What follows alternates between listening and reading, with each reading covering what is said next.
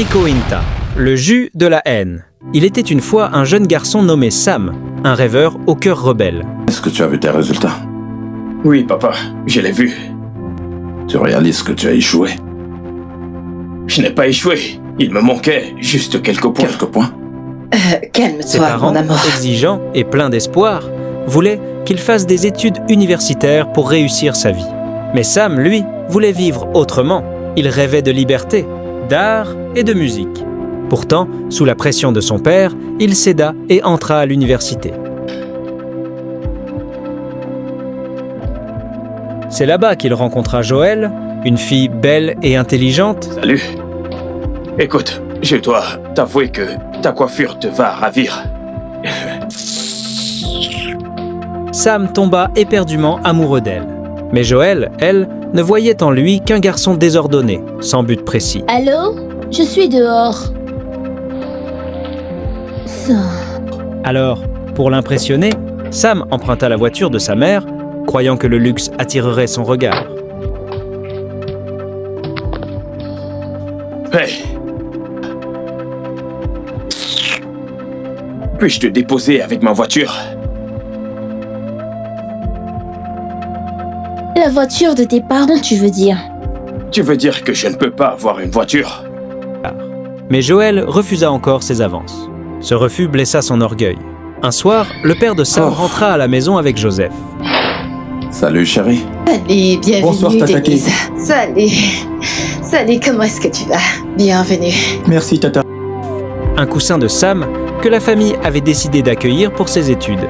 Joseph partagea la chambre de Sam et très vite, la tension monta entre les deux frères. Joseph était poli, attentif, travailleur. Les professeurs l'aimaient. Les parents le félicitaient. Et un jour, même Joël commença à s'intéresser Telle à lui. moyenne au Nigeria. Tu es un génie. Comment c'est un génie? Les génies, comme tu dis, obtiennent 16, ma chère. Mais tu y étais presque. Qu'est-ce que tu racontes? Merci. J'ai fait de mon mieux. Écoute, nous devrons J'ai juste célébrer fait de cela. mon mieux. Oui. Que fais-tu ici? Je suis venue voir mon ami pour fêter sa réussite au SAT école. Attends, tu entres chez mon père pour voir mon cousin? N'est-ce pas un monde libre? Sam sentit son monde s'effondrer. Chaque sourire de Joël à Joseph était une blessure. Chaque compliment de ses parents envers Joseph était une humiliation. La jalousie devint une obsession. Et l'amour qu'il avait pour Joël se transforma lentement en haine brûlante. Je suis désolée. Tout ceci est de ma faute. En quoi est-ce ta faute? Est-ce ta faute si tu te comportes mal avec moi? Eh bien, peut-être que je n'aurais pas dû venir.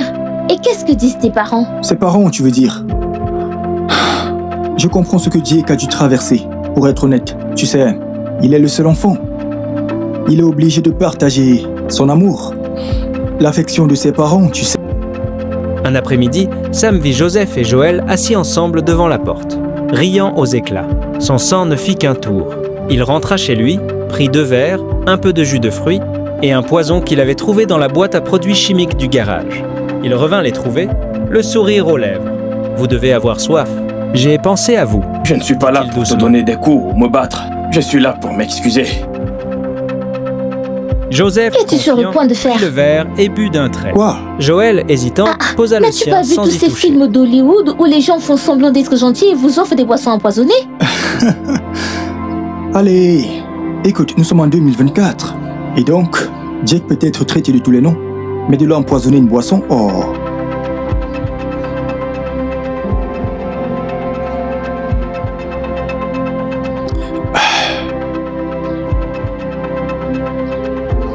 Alors, et si ces universités ne t'acceptent pas?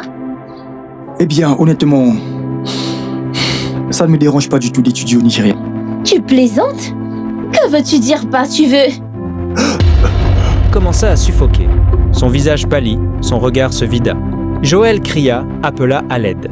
Les passants accoururent, on amena Joseph à l'hôpital en urgence. Mais il était déjà trop tard. Joseph mourut cette nuit-là. Quand la nouvelle arriva à la maison, les parents s'effondrèrent. Joël, en larmes, raconta tout. Les vers, le sourire étrange de Sam, est le moment où Joseph s'était effondré. A empoisonné nos boissons. Hein? C'est quoi ces bêtises que tu racontes? Ce ne sont pas des bêtises. Nous étions en train de discuter quand tu as apporté des boissons. À l'instant d'après, figé. Et il a commencé à jeter des vomis. Que veux-tu, lascivée jeune fille? Qu'est-ce qu'elle raconte? Tu en es sûr? Papa, je suis désolé. Police arriva peu après. Sam criant d'une voix forte « Pardonne-moi ». Il regarda simplement les agents venir vers lui, les menottes à la main. Son regard était vide, perdu, brisé entre l'amour, la haine et le remords.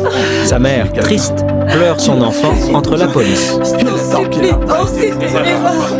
Il va en être C'est une responsable. erreur, je t'en prie, je t'en supplie. Chérie, Non! il va payer pour ça. Il va payer. Je t'en prie, c'est mon seul enfant. Il va tirer une leçon de tout ça. Maintenant, amenez-le. Papa, je Chérie, suis s'il désolé. te plaît. Je suis désolé, papa. Ne fais pas ça, fais quelque chose. Allez, Je t'en amenez-le. prie, fais quelque chose. Ah non, non, mon fils.